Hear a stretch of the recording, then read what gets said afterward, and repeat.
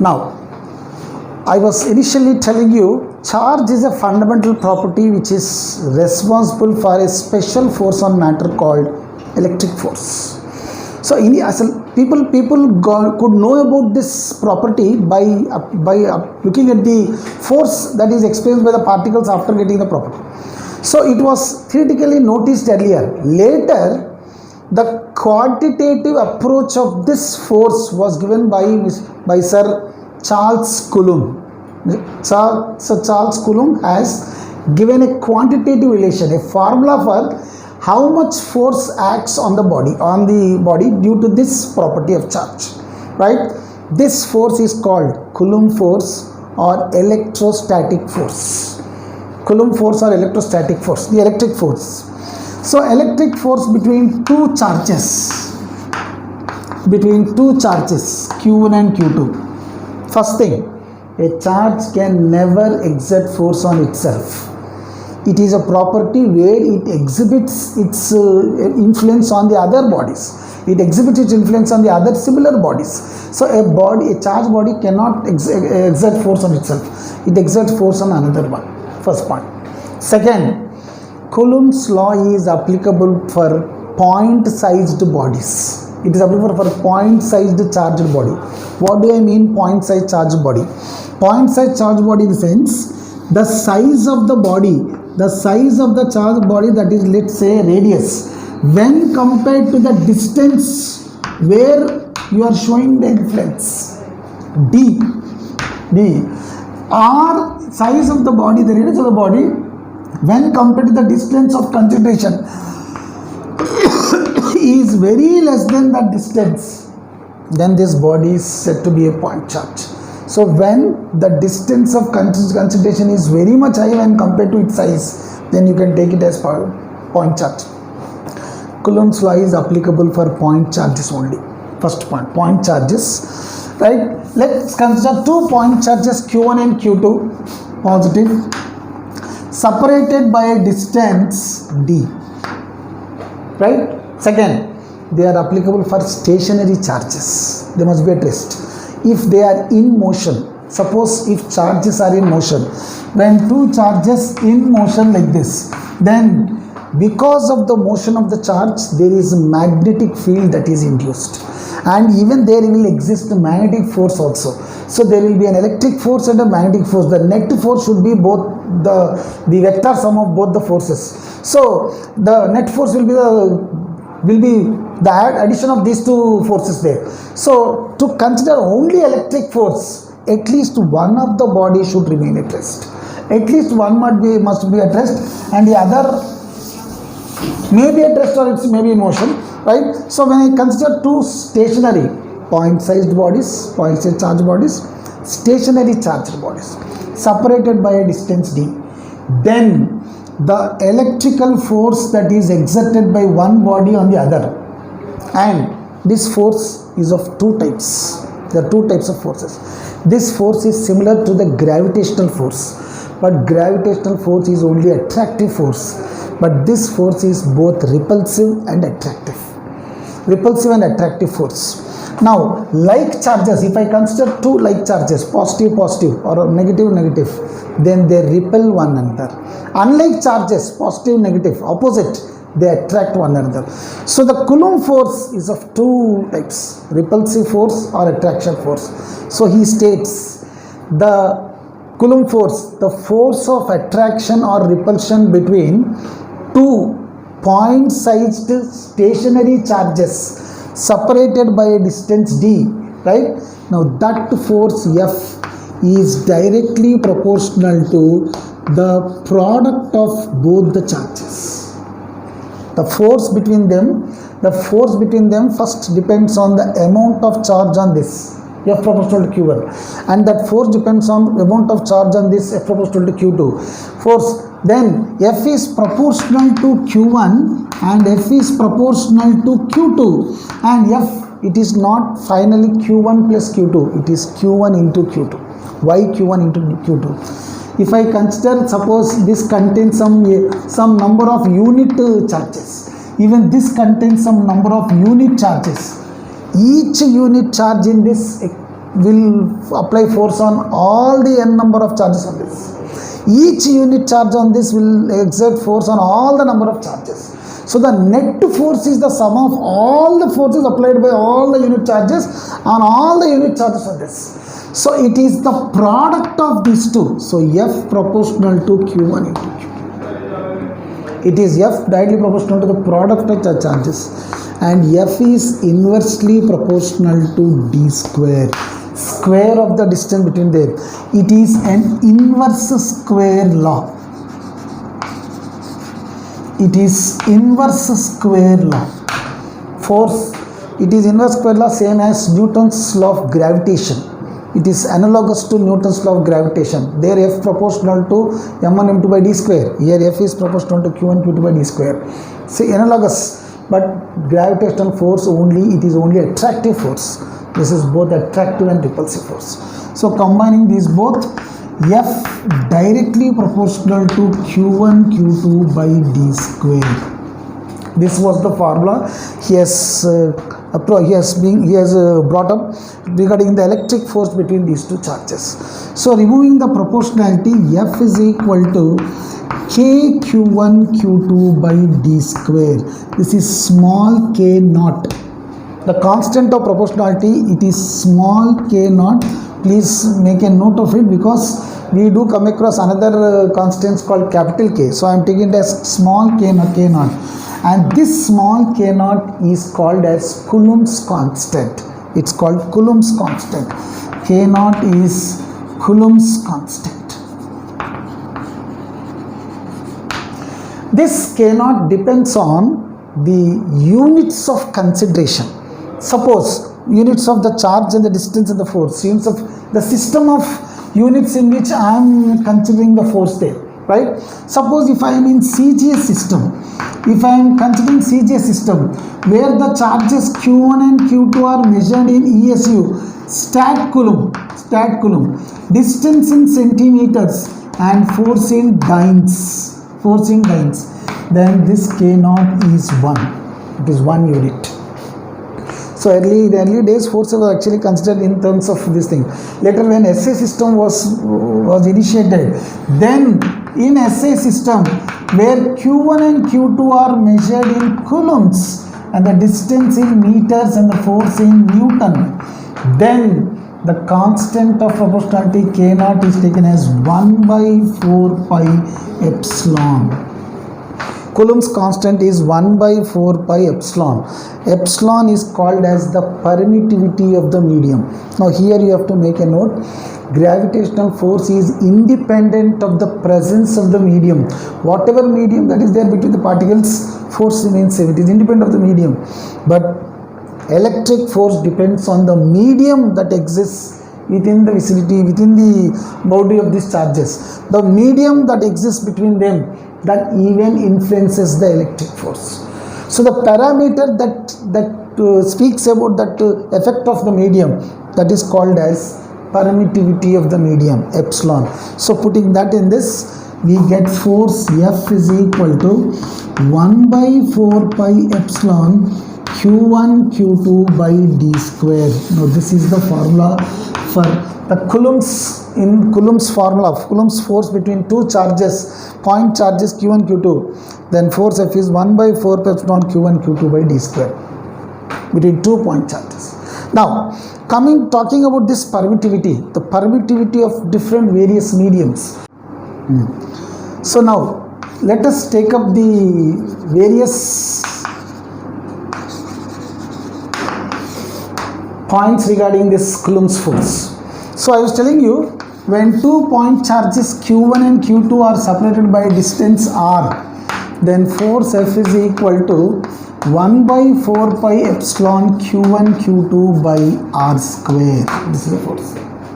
Now, if the charges, if these two charges are placed in air vacuum, either it is air or vacuum or free space, in air vacuum free space, then what would be the formula for this? In air vacuum free space, this permittivity epsilon, it is termed as epsilon naught, the absolute electrical permittivity of free space. epsilon naught is termed as the absolute electrical permittivity of free space or air and vacuum, epsilon naught. The value of epsilon naught was determined as 8.854 into 10 power minus 12 coulomb square per Newton meter square or farad per meter. The units are farad per meter. This is even while solving the problems, instead of using this value, better use 1 by 36 pi into 10 power 9 coulomb square per Newton meter square. Epsilon naught, the absolute electrical permittivity of free space. Epsilon naught is given as this value. Now, in recent JEE Mains examination, the question was given, what is the dimensional formula of epsilon naught, the absolute electrical permittivity? The dimensional formula of epsilon naught is m minus 1 L minus 3 e power 4 I square. Now, this is the dimensional formula. Its significance, mass dimension is negative. It is an electrical constant whose mass dimension will be negative. M minus 1 L minus 3 T power 4 I square is the dimensional formula for epsilon naught.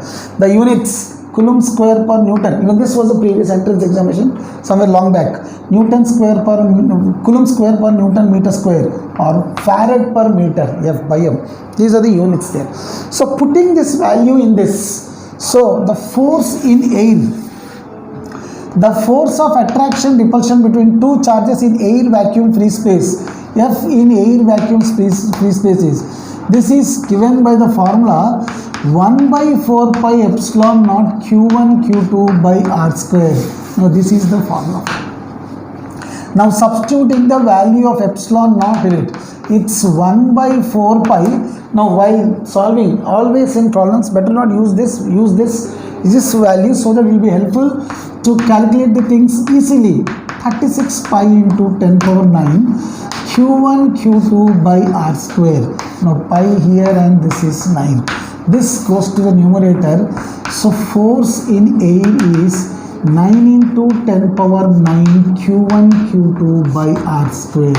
Now this is the value of the electrical force between the electrostatic force between two charges Q1 Q2 separated by distance t. It is 9 into 10 power 9 times Q1 Q2 by R square. That is the reason why electrical force, electrostatic force, Coulomb force is a strong force. Even for a minute charges, the force between them is so strong that we are able to notice it. Whereas gravitational force is a weak force.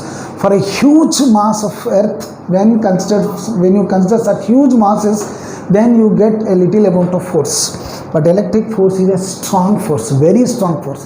Actually, when you consider gravitational force and electric force, then comparison, when you take the ratio of it, it's almost 10 power 36 times.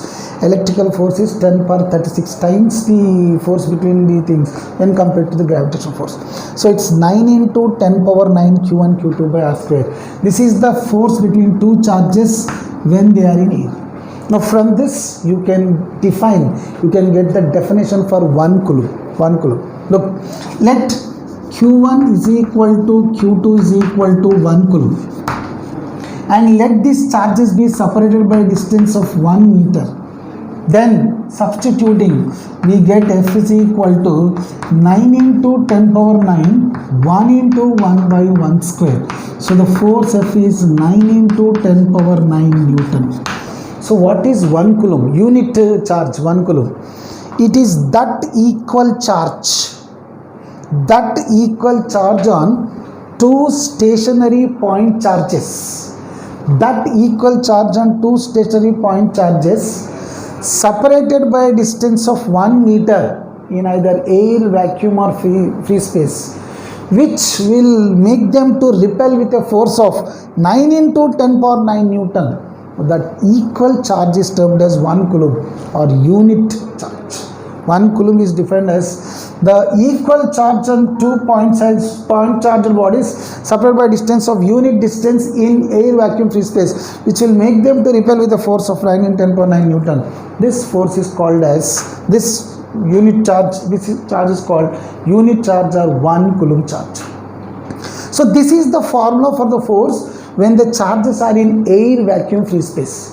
What would happen if the charges are separated in a medium? If there is any medium between them, then what would be the force for the electric force between the charges when they are placed in a medium?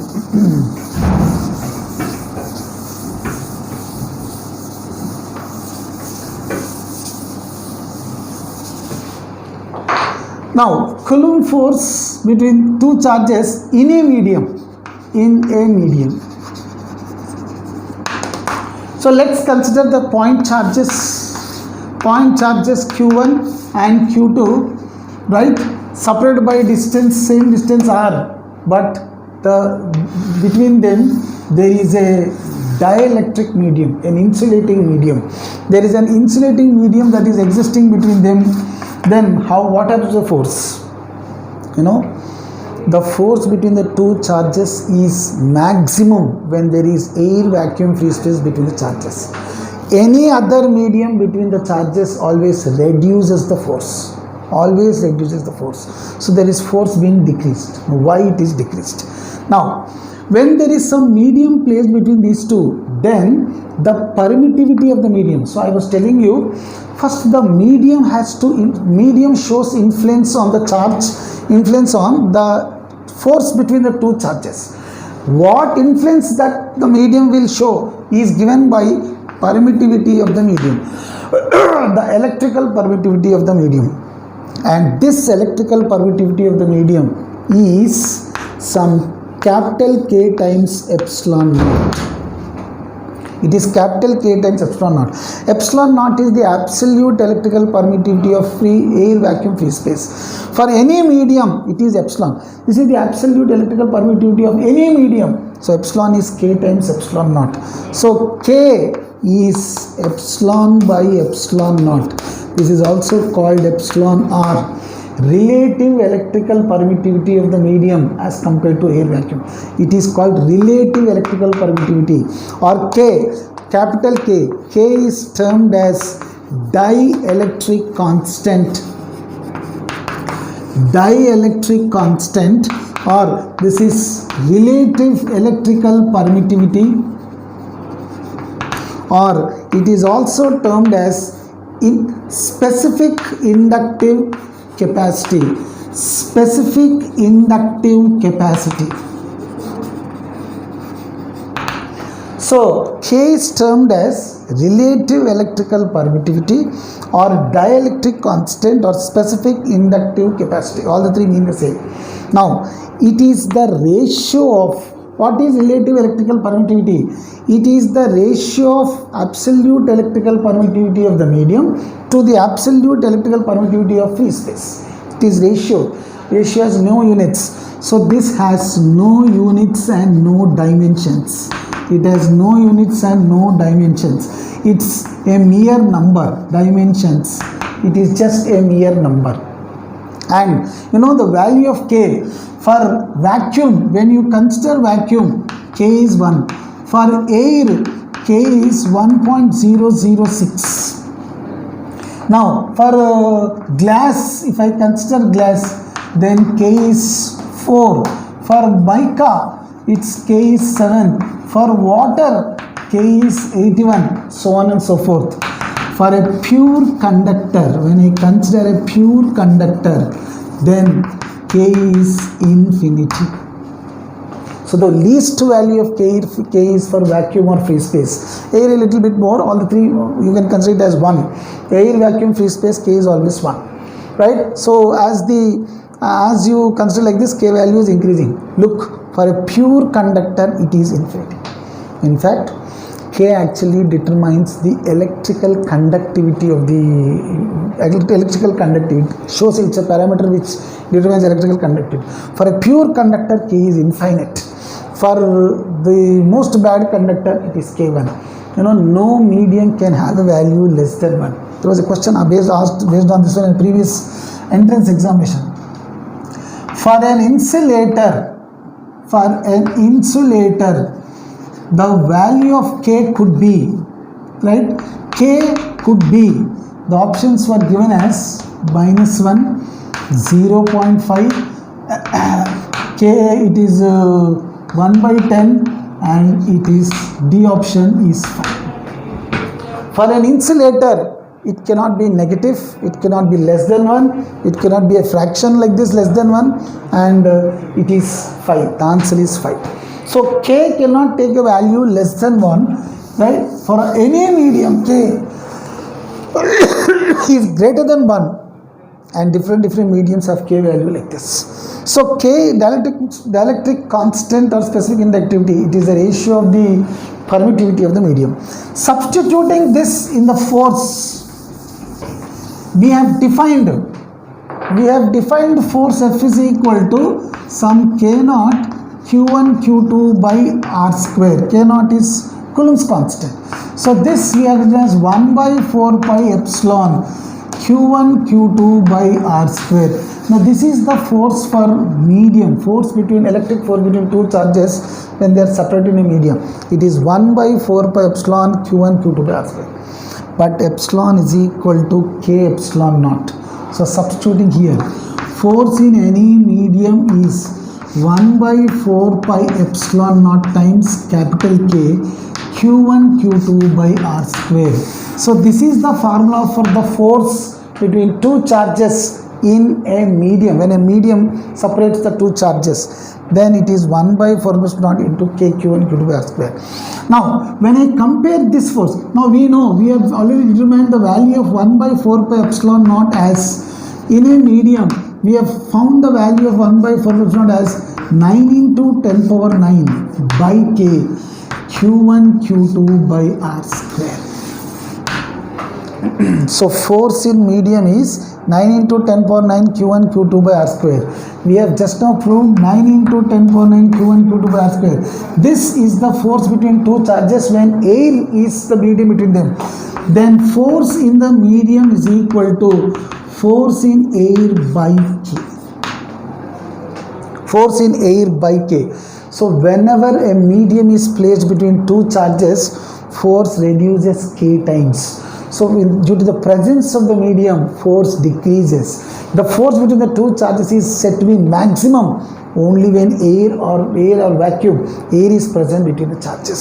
So force is maximum for air. For any medium, force will be less. So this implies force due to the presence of any medium is less than force when air is present between them. Okay. Suppose if glass is placed between them, it reduces 4 times, mica 7 times, water 81 times. Now there was a question that was asked earlier. When two charges are separated by air, the force is F0. When a glass slab is placed between them, then the force is F dash. Write the inequality between these two. Now whenever a medium is placed, force reduces. Answer is. In another entrance examination, it was asked for the same question. Instead of glass, if a metal slab is placed between the charges, a metal conductor, right? Conducting slab is placed between the charges. Then initial force is F0. Now the force is F dash. What could be F dash? When you place a metal conductor. For a metal conductor, I just wrote K is infinity. So we know force in any medium is force in air by K. Now K is infinity. So force in air by infinity becomes C. So whenever a metal conductor is placed between two charges, there will be no influence of one charge on the other charge. No mutual force. Coulomb force reduces to 0, right? So why does this happen? We will be talking about this in the later classes. But K, whenever a metal slab is placed between them, then the force becomes 0. For any medium, force decreases. The force is said to be maximum when the charges are separated by either air or vacuum, right? So this is the formula for the force in air or medium, right? Next, let us talk about the properties of Coulomb's force. Properties of Coulomb's force. Now these points are important for entrance examination. You can ask you as theoretical questions. So first point, Coulomb force is applicable for point-sized charged bodies. First, for point-sized charged bodies. This force is similar to the Newton's gravitational force between two masses. It is Coulomb's law is analogous to Newton's law. So first, Coulomb's force, it is applicable for point-sized bodies. Right? Second, it is Coulomb's law, Coulomb's force is applicable to Newton's gravitational force. It is analogous to Newton's gravitational force. Next, third, Coulomb's law obeys Newton's third law even, right? Action reaction pair. So I was telling you, if the charge is Q1 and this is Q2, a charge can never exert force on itself. It cannot apply force on itself. It exerts force on the another charge. So this exerts force on this charge, repulsion, and even this exerts force on this charge. This is the force on the second charge due to first one, force on 2 due to first. This is the force on 1 due to second. And both the force are action reaction pair, right? It obeys Newton's third law, action reaction pair. And there is an important point to note. It is an internal force. You know, in center of mass first year, right? Center of mass, internal forces cannot change the position, velocity or momentum of the system of masses. So this force, Coulomb force, is an internal force. Because of the Coulomb's force, the position of the center of mass will not change. It's an internal force. It is applicable for point charges. It's similar to gravitational force. It is an internal force. It is action reaction pair. Fourth one, it is a conservative force. Now what do I mean conservative force? The work done against this force in a closed path is always equal to 0. Force is conserved. It's a conservative force, right? Next, Coulomb force, it is applicable for stationary charges, right? Charge at rest. If charges are, I was telling you, if charges are in motion, moving charge constitutes magnetic field. Even there will be magnetic force exerting between these two charges. So the electric force and the magnetic force acting on simultaneously on them. The net force is the vector sum of these two forces. So when you have to find the electrical force, you have to consider only the static force. That is, they must remain at rest. Right? Coulomb force is applicable for this. And one more thing, it is a long range force. This force is applicable for large distances. For small distance, it is not applicable. There is no electrostatic force existing for distances less than 10 power minus 15. For all distances less than 10 power minus 15 meters, less than 1 for me, there is no Coulomb's electrostatic force. They are long range forces. They are applicable for long distances, far distance, right? So these are the basic properties of Coulomb's force. Force between two charges, right? Force exerted by one charge on the other, right? Next, let us take up some problems based on the Coulomb's force, the applications of Coulomb's force, problems on Coulomb force. First question, if two unit charges are separated by unit distance in air, what would be the force between them? So there are two unit charges. What do I mean unit charges? 1 Coulomb each. Separated by distance, unit distance is 1 meter. Then the electric force between them. The electrical force between them, F, is given as 1 by 4 pi epsilon naught Q1 Q2 by d square. Now Q1 and Q2 are 1 each, 1 Coulomb each. Distance is 1 meter. So therefore electrical force is, we know the value of 1 by 4 pi epsilon naught is 9 into 10 power 9. 1 into 1 by 1 square. So the electrostatic force between them, it's 9 into 10 power 9 Newton. Two unit charges separated by distance of unit distance in air. then the force between them is 9 into 10 power 9 meters. First question. Second, suppose this force is inversely proportional to square of the distance. Now based on this the question can be asked like this: when two charges are separated by a distance d1, the force between them is F1, right? So when the distance between them is d1, the force is F1. So therefore F1 is equal to 1 by 4 pi epsilon naught q1 q2 by d1 square. Now the distance between them is now changed to d2. Then the force is F2. It's 1 by 4 pi epsilon naught q1 q2 by d2 square, dividing this cancel. So F1 by F2 is equal to 1 by d1 square by 1 by d2 square. This is written as d2 square by d1 square. Cross multiplying the relation between force and distance, F1 d1 square is F2 d2 square. When two charges are separated by a distance d, then for distance d1 the force is F1, for distance d2 the force is F2, then F1 d1 square is F2 d2 square, the relation between force and distance. Third, suppose there were initially two charges q1 and q2. The force between them is k q1 q2 by d square. Now the charges are shared or changed to q1 dash and q2 dash. For the same distance, the force is F dash. Then it is k q1 dash q2 dash by d square. Dividing both, right? Dividing, this is 1, this is 2. Dividing 2 by 1, F dash by F is equal to, it is k q1 dash q2 dash by d square. For the same distance, different charges. Here same charge, different distance. So it is k q1 q2 by d square. So k cancel d square. Then F dash by F is equal to q1 dash q2 dash by q1 q2. When you compare the force for the same pair of charge at two different distances, F1 d1 square is F2 d2 square.